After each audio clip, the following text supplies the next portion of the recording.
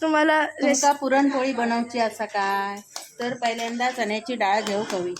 ती स्वच्छ धुवू पई आणि भिजत ठेवू आणि 1 तासानंतर कुकरात लाव नाहीतर टोपात ठेवला चांगली शिजवून घेतला की त्याचं पाणी काढून घ्यायचा.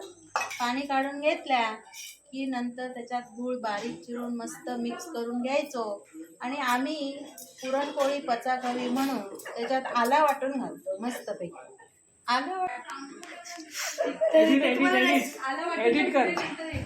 आलं नसेल ना तर सुंठाची पावडर घातलं तरी चालत. हा मग काय करायचा मस्तपैकी पुरण करून घ्यायचा आणि पाट्यावर वाटायचा मस्तपैकी. त्याच्यामुळे आपलं व्यायाम पण होता. आणि मग या पद्धतीने भरू काही बघा कशी भरतात ती मस्तपैकी. आणि हा आणि तुमच्याकडे जो बटर पेपर नसाल तर मस्तपैकी याचा पाट घ्या आणि त्याच्यावर अशा लाटा सरासरा आणि पटापटा त्या तव्यावर भाजा आणि मस्तपैकी म्हशीचा तूप घाला आणि त्याच्यावर तुपाची अशी धार सोडा आणि रोल करून मस्तपैकी खाऊक लागा. कसली कोकणातली पुरणपोळी परत परत मागून खातो. कशा बरोबर खायचं ता येळवणी करतात आमच्याकडे. त्यात कटाची आमटी पण म्हणतात.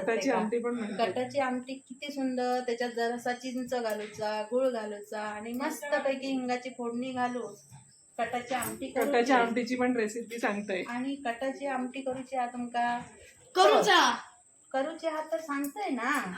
तो आपण गाळून घेतलेला पाणी असता ना तो घ्यायचा आणि त्याच्यात वाटप घालायचा. आपली भाजलेल्या वाटपाची आमटी करतात ना त्याचं वाटप घालायचं आणि त्याच्यात थोडासा गूळ थोडीशी चिंच आणि मस्तपैकी हिंग मोहरीची फोडणी आणि कढीपत्ता घालून सणसणीत फोडणी द्यायची आणि त्याच्यात ओतायचा आणि एक उकळी आणली की त्याच्यात मस्तपैकी थोडंसं वरून तूप टाकला तरी एवढी सुंदर लागतं ना टेस्टी. तुमची रेस्टॉरंट झक मारली. हे तर खास टाक.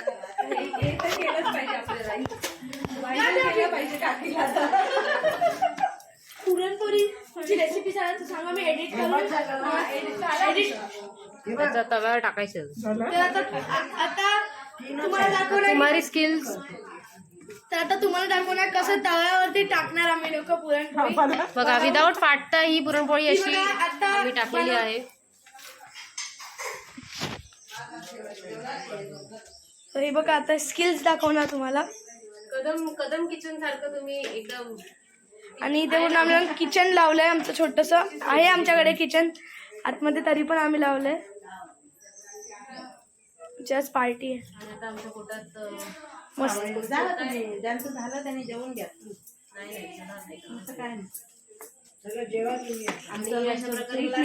बघा गरम गरम हात लावतायत. छान अमरेला खरपूस भाजायची आहे. हे बघा इथे अमरेला बनला आहे तुमचा. खूप सारं हे बघा आता तूप टाकलंय गाईचं किंवा म्हशीचं. गाईचं नाही तर म्हशीचं हे तूप आहे. तर हे टाकून घरी केलेलं तूप आहे आणि हे आमचं घरी केलेलं तूप आहे. आमच्या आजीकडून. ही आमची आजी आहे. आजी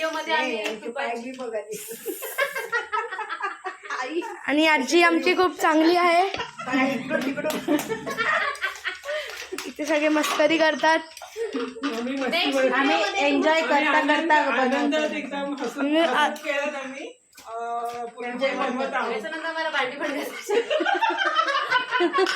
चला तुम्ही स्किल्स दाखवा तुमचे. चला चला तू एडिट करून घे. तर